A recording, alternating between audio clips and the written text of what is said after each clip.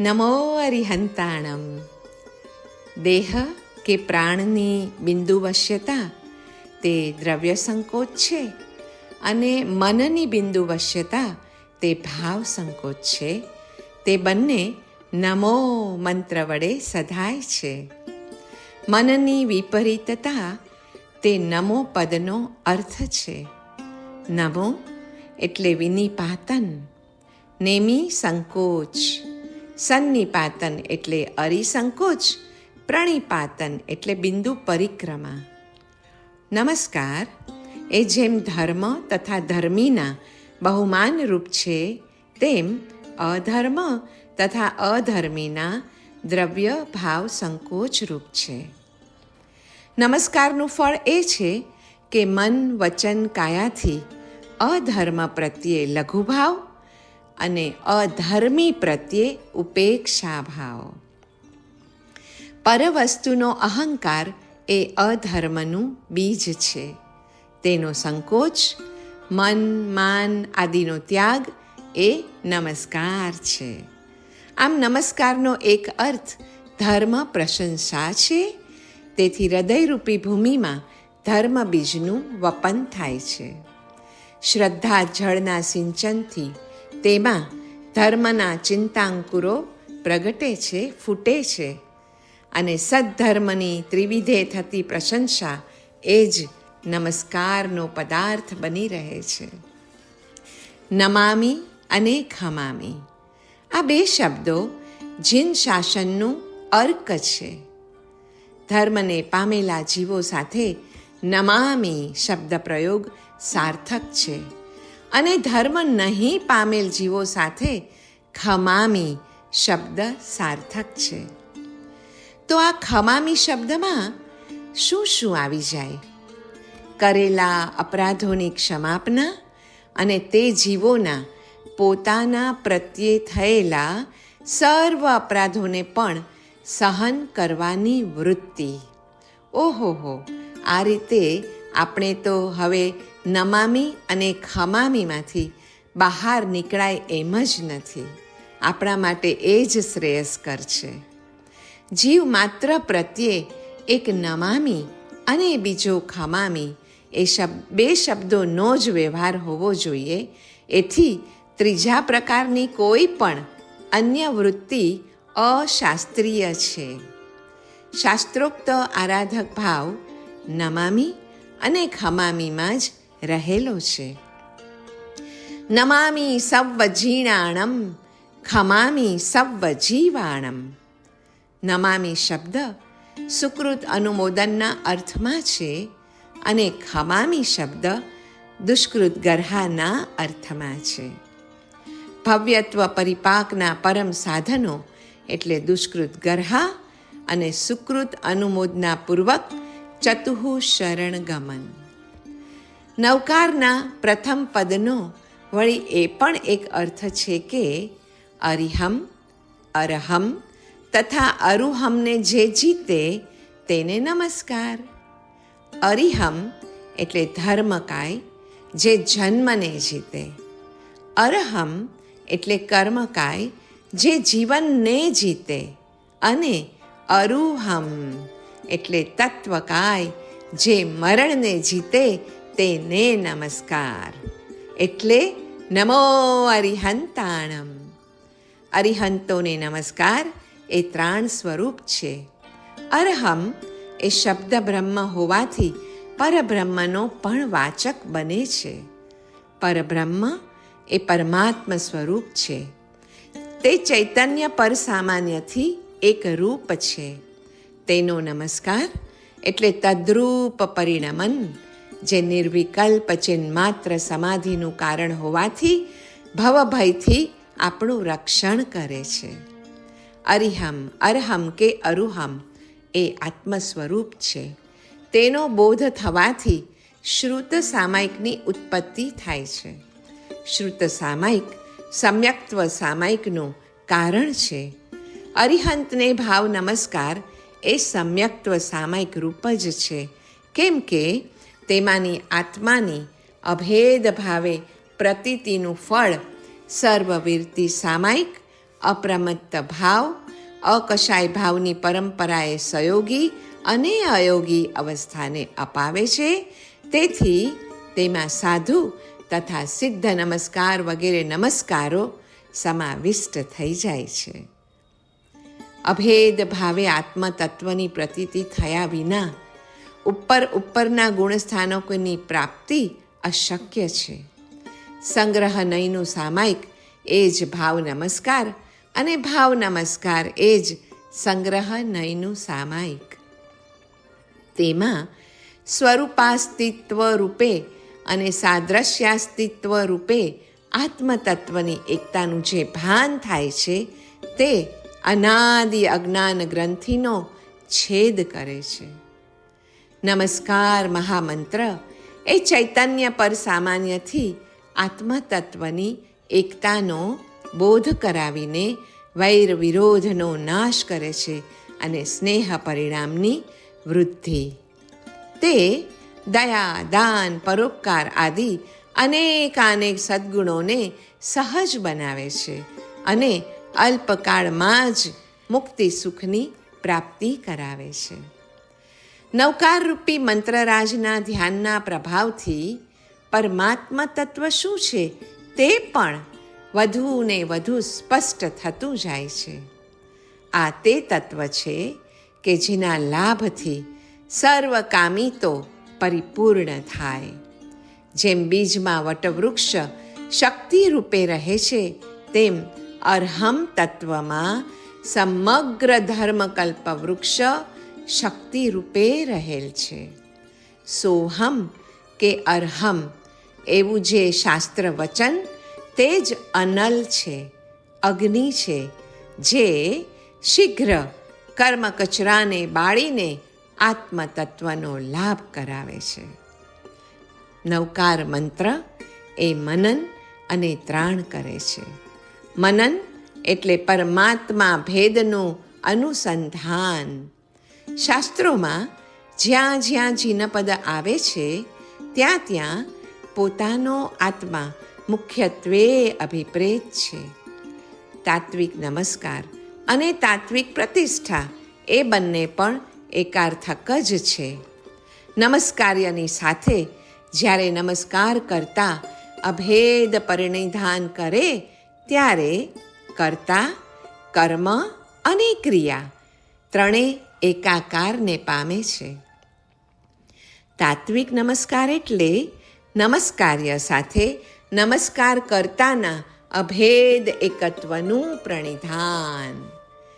તો આ અભેદ નમસ્કાર એટલે શું?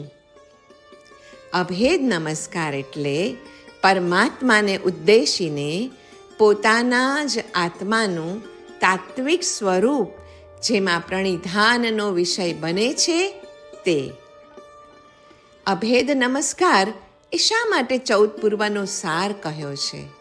કેમ કે તેમાં ધ્યાનની સાથે ધ્યાતા અને ધ્યેય બંને પણ એકત્વ પામે છે, જેથી આત્મા પોતે જ પરમાત્મ સ્વરૂપ બને છે. માટે 14 પૂર્વનો સાર કહ્યો છે. મહામંત્ર અષ્ટાપદ રૂપ પણ છે. અરે એ કઈ રીતે? જુઓ, સેંકડો હાથીઓનું બળ એક સિંહમાં છે. હજારો સિંહનું બળ એક અષ્ટાપદમાં છે. મનરૂપી હાથીને પરાસ્ત કરનાર નમસ્કાર મહામંત્ર રૂપી સિંહ છે. તેમાં પણ અષ્ટસંપદાયુક્ત આ મહામંત્ર તો અષ્ટાપદ રૂપ છે.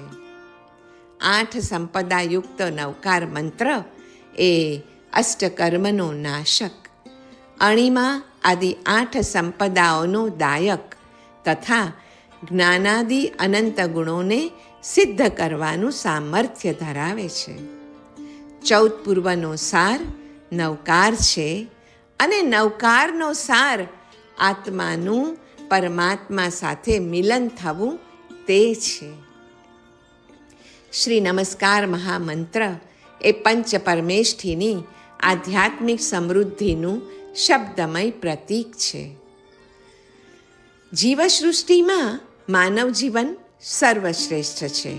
અને એમાં પણ પંચપરમેષ્ઠી ભગવંતોનું જીવન તો સર્વથી અધિક છે, શ્રેષ્ઠ છે. તેમને કરવામાં આવતો નમસ્કાર એ સર્વ પાપ કરવાની ઈચ્છાઓને જ વિલીન કરે છે અને સર્વ શુભ ઈચ્છા મનોરથોને પૂર્ણ કરવાનું સામર્થ્ય પણ ધરાવે છે. અશુભ ઈચ્છાઓ શમી જાય, શુભ ઈચ્છાઓ જાગૃત થાય અને જાગેલી તે સર્વ શુભ ઈચ્છાઓ પૂર્ણ થાય એ સામર્થ્ય ભાવ મંગળમાં છે અને સર્વ પ્રકારના ભાવ મંગળોમાં પ્રથમ શ્રેષ્ઠ અને ઉચ્ચ મંગળ તો પંચપરમેષ્ઠીને કરાતો નમસ્કાર જ છે. જેમ 5 આંગળીઓ કરતા તેનાથી બનેલ પંજો અને પંજાથી પણ તેની વાળેલી મુઠ્ઠીમાં સામર્થ્ય વધે છે, તેમ અહિંસા આદિ છૂટા છૂટા ધર્મો અને ધર્મોને ધારણ કરનાર પંચપરમેષ્ઠીઓ કરતાં પણ એ પાંચેને એક સાથે કરેલા નમસ્કારના ભાવમાં ઘણું વધારે બળ હોવાથી તેના પ્રભાવે અશુભ ઈચ્છાઓ નાશ પામી જાય છે અને તે બધાને પૂર્ણ કરવાનું પુણ્યબળ વધતું સિદ્ધપદે અવિનાશી સ્થાને પહોંચાડનારું થાય છે. વચ્ચે રૂકાવટ કર્યા વિના જ અંતિમ સુખની પરાકાષ્ઠા સુધી તે પહોંચાડે છે. નમો લોએ મંગલમ, લોક સ્થિત મંગલ સ્વરૂપને નમન હો, આ પણ તેનો એક અર્થ છે. નમોથી કઠોરતાનો સંકોચ તથા કોમળતાનો વિકાસ થાય છે. સ્વોત્કર્ષ તથા પરાપકર્ષ એ કઠોરતા છે. સ્વાપકર્ષ અને પરોત્કર્ષ એ કોમળતા છે. કોમળતા દયા સ્વરૂપ છે અને દયા એ જીવો પ્રત્યેની આત્મતુલ્ય લાગણી છે. કઠોરતા એ અહંકાર સ્વરૂપ છે અને અહંકાર એ પોતાના જ ઉત્કર્ષની માંગણી છે. માંગણીનો સંકોચ તથા લાગણીનો વિસ્તાર એ જ નમસ્કાર પદનો અર્થ છે.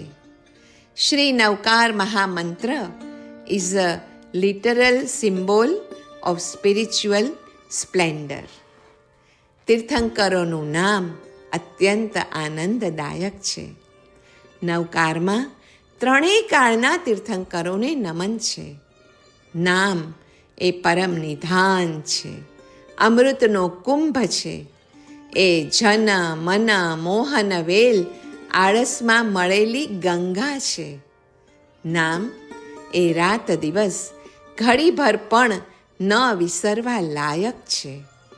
મયુરને મન જેમ મેઘ, ચકોરને મન જેમ ચંદ્ર, ભ્રમરને મન પદ્મ, કોયલને મન આમ્ર, સીતાને મન રામ, રતિને મન કામ, પંથીને મન ધામ, ન્યાયીને મન ન્યાય, વેપારીને મન દામ, જ્ઞાનીને મન તત્વચિંતન, દાનીને મન ત્યાગ તથા યોગીને મન જેમ સંયમ ધારણ, તેમ તત્વગુણ રસિકને મન તીર્થંકરોનું નામ આનંદદાયક છે.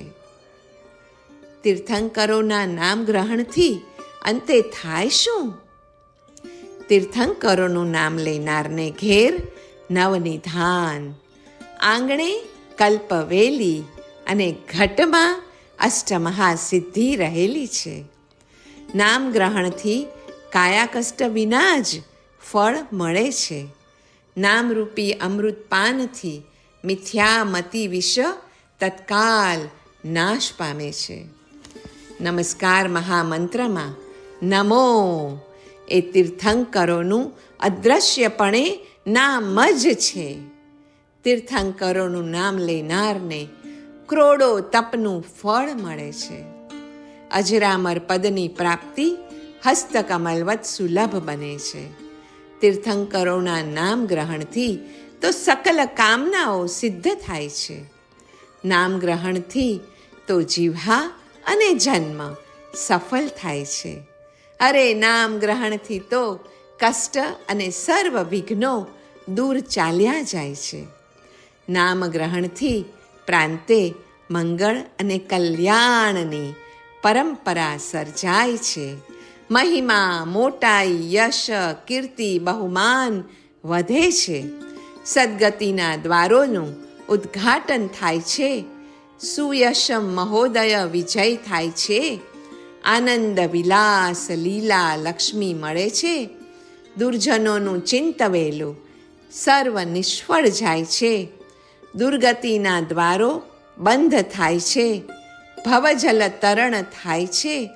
શિવ સુખ સાથે મિલન થાય છે તથા આત્મોદ્ધારનું કાર્ય વગેરે સુલભ બને છે.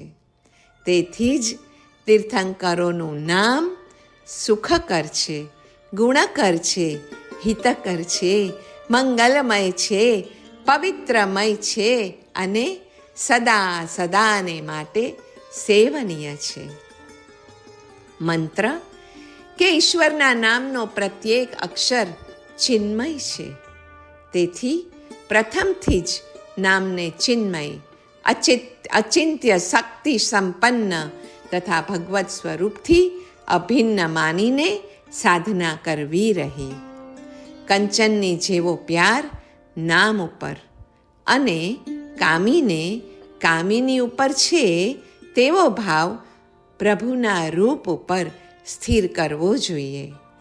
નામ જપનું આશ્ચર્યજનક ફળ દીર્ઘકાલના નિરંતર સાધનથી શુદ્ધ થયેલ અંતઃકરણમાં પ્રતિભાષિત થતો હોય છે. હૃદય અને બુદ્ધિ સ્વચ્છ થયા પછી જ નામમાં રહેલ અચિંત્ય ભાવ સંપત્તિનો આસ્વાદ જાણી શકાતો હોય છે. નામમાં અક્ષર બુદ્ધિ રાખવી એ મોટો અપરાધ છે. નામ એ પદ સ્વરૂપ, પદ એ જ્ઞાન સ્વરૂપ અને જ્ઞાન એ આત્મ સ્વરૂપ છે. આત્મ સ્વરૂપ પરમાત્મ સ્વરૂપ કથનચિત અભિન્ન છે.